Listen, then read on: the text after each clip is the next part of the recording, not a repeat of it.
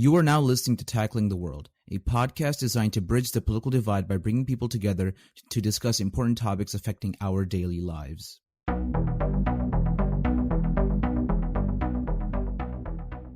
Today we discuss the situation surrounding George Floyd. Our guest is Ima Ekong, a junior in high school, and she'll be sharing her perspective today. Hey Ima, how's it going? I'm good. Thank you so much for coming on to the podcast and willing to share your perspective on this important issue. No problem. All right, so let's just get right into it. So what are your perspective on the situation surrounding George Floyd? Sorry, I'm sort of at a loss for words, and that's kind of how I can describe the whole situation. It kind of feels like not real. Yeah, I mean, definitely. I mean, when we saw, the video, I mean, I don't want to bring it up a lot, but when we saw that video of what the police officer did to George Floyd, I mean, it was terrifying, especially as a person of color myself. I mean, what if that was me one day? Like, it feels incredibly terrifying, and I believe even more terrifying for you as well. So, none of us definitely expected something like this to happen. So we're all kind of in shock about it. And so do you think, George Floyd has gotten justice? Because all four police officers who were involved, have been fired and they've been given some sort of sentence. Do you think that they have gotten do you think George Floyd has gotten justice yet? Not completely. I don't know if I'm completely right, but I heard that one of the officers did pay his bond and he was released. Yes, that is true. I think it was the main police officer. I think his name was something Chauvin, I believe, and he got the bail out, and apparently he's also receiving a pension, giving him $50,000 a year through the government. So that was pretty shocking to see in the news as well. Yeah, I think that's just it shows a lot about what America values, and value Black and brown people more than it values white people, even though they can commit crimes and do wrong. So, what do you think, needs to be done? So we see that one of them have gotten out of their sentence by, paying the bail. What do you think needs to be done to make sure that, people are given justice? That's a very hard question, and I think that would take a lot of collaboration between, the government and a lot of reform to our, police system and our law system, because right now everything's sort of slanted so that justice isn't reached, so to speak. Definitely. And I just want to take this moment to just let all the listeners know that in order to bring huge amounts of change, it's not just important to vote for president or vote for the House or the Senate. It's really important to vote in your local elections. I mean, local elections have the lowest voter turnout, and you get to decide who leads your city or your town. And it's important that we start bringing change from the bottom, because change starts at the bottom and it goes all the way to the top. Our local leaders have the power over the police department and day-to-day activities of our cities and towns, and we need to elect them and make sure we elect people who stand up and fight for change, because if we're able to do this all over America, that's how we will truly see change, from the bottom up. I agree with that 100%. Yeah, definitely. And what are your views on the riots that went on in Minneapolis and the surrounding area? I think the riots, I have a very controversial opinion that a lot of people hold, but a lot of people do not agree with. And I believe that the riots were completely necessary, but only because we've done all this protesting before. We've tried the peaceful protesting. We have Colin Kaepernick, the prime example of peaceful protesting, taking a knee during the national anthem, and look where he is now. He's blackballed from the NFL. So I think that one Martin Luther King quote comes to mind that says, "Riots are the language of the unheard," and we're not being heard. So we have to take action. So, during a time when we're in the middle of a pandemic, don't you think it's unwise to, be damaging businesses and having countless workers counting on them? Because there's a lot of businesses out there that have, hundreds of workers that, that these workers rely on their employers to provide them a living. And what do you think of that? I totally agree with what you're saying. That's a very important perspective. The one thing I would like to say is that I wish that protesters took it out of these communities that are already struggling. I know Minneapolis has a lot of Black and brown people living there who are struggling, and they do rely on those huge corporations to get groceries and their jobs and such. But I also think it's important to keep in mind that the people who are rioting are not the same people who are protesting. The people who are rioting, or a lot of the people who are rioting, are not rioting for the right reasons, and they're just coming to cause destruction. Because there were what I heard where there were at least 5 people from Wisconsin. I don't know, this one stuck to my head, but there were at least 5 guys from Wisconsin who just came to destroy. So we can't really put that on Black Lives Matter and the people who are protesting, because a lot of times it's not them. Mm-hmm. I mean, definitely. I definitely agree with that. There were many people who came from out of state and decided to take this as an opportunity to loot and take away from the community, when, that's definitely not what the rioting's about. The rioting's about, getting, voices heard and, getting the attention of our leaders so that we can bring change and, start fixing all of the wrong that's been happening. I know you just touched on this a little bit, but could you expand a little bit more on when rioting is justified?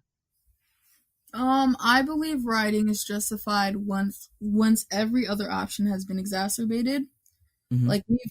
We've been peaceful protesting for how many years? For a very long time, almost 60 years we've been peaceful protesting, yet mm-hmm. It feels like there has been no change. There has been change, but not in the sense of us getting justice or things getting better.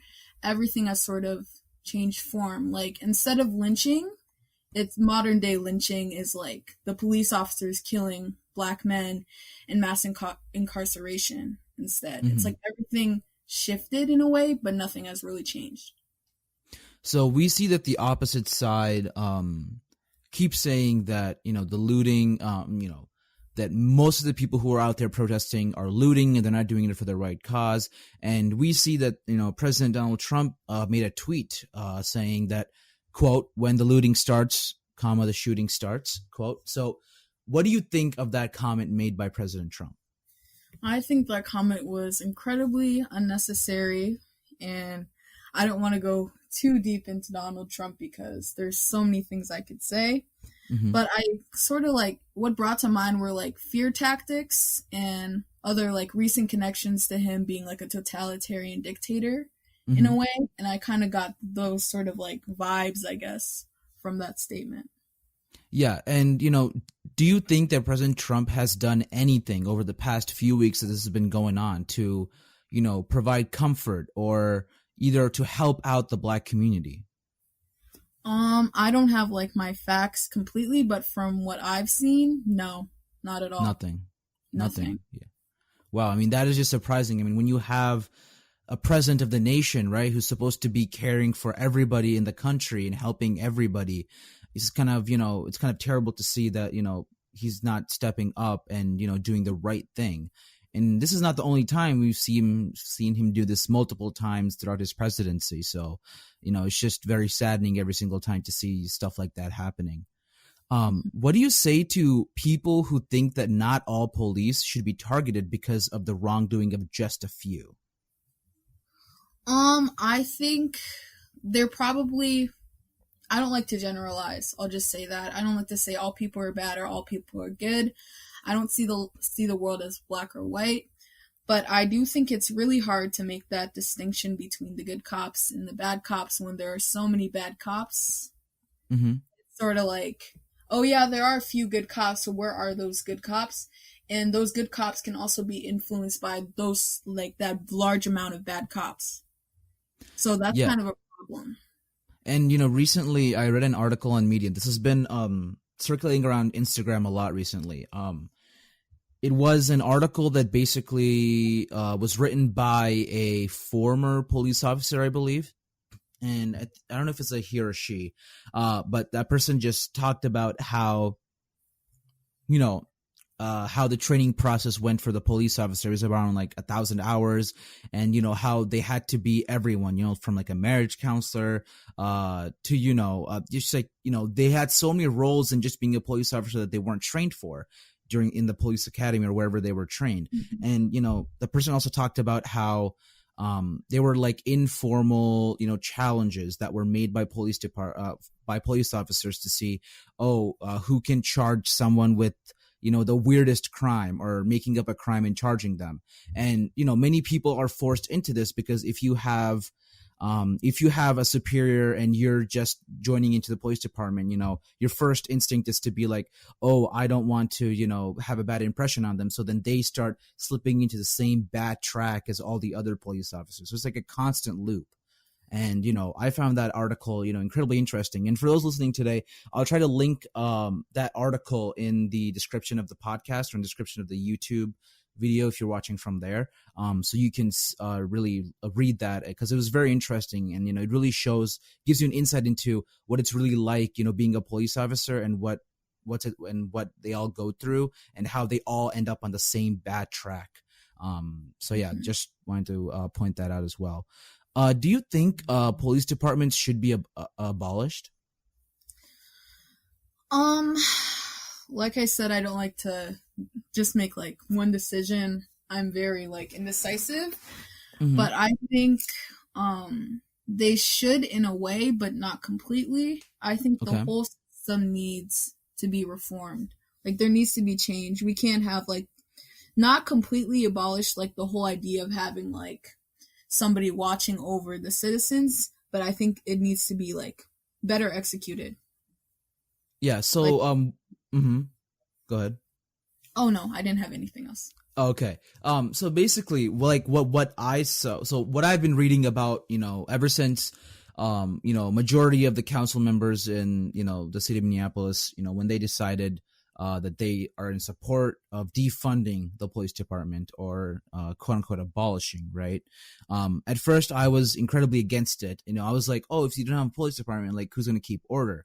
But then I realized, after reading through it and talking with a bunch of people, that, I agree with you. I think there should be like some sort of portion of it, left, because you can't just not have a police department, I feel like. But many people are looking to split the police department to different sections, so like instead of calling 911 for everything you do, there's like a different number you call for whatever you are dealing with. Like if it's an abusive relationship at home, there's a separate number for that. If you're having problems with something else, if it's suicide, whatever it may be, you have different numbers you can call instead of straight calling 911.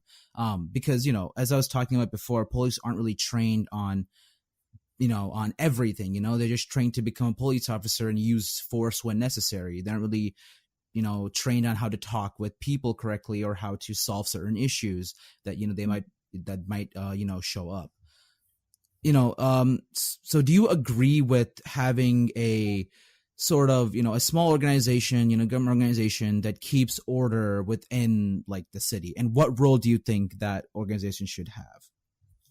I agree with what you were saying with like the different numbers. I didn't really look into that, but I think that's a great idea. I think delegation is extremely important in like every situation, because otherwise you end up with a lot of corruption, like as we're seeing now in our police department. Yeah. And yeah, I just like that idea. What was the second part of the question? I'm sorry.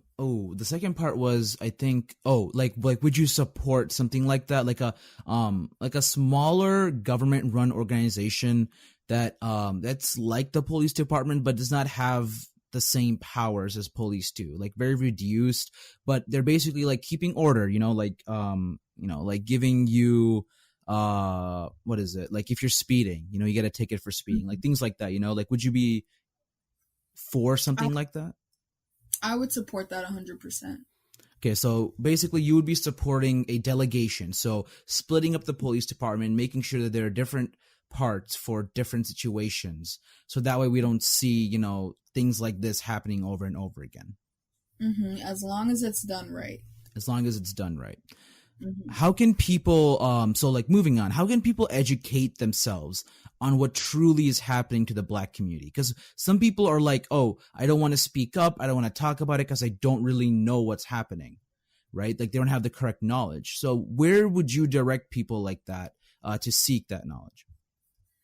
I think the most important part is to stay present because injustice is always happening, and it's not really like a question of whether or not you have the information in front of you. You do, because technology has made it so you can have that information anywhere.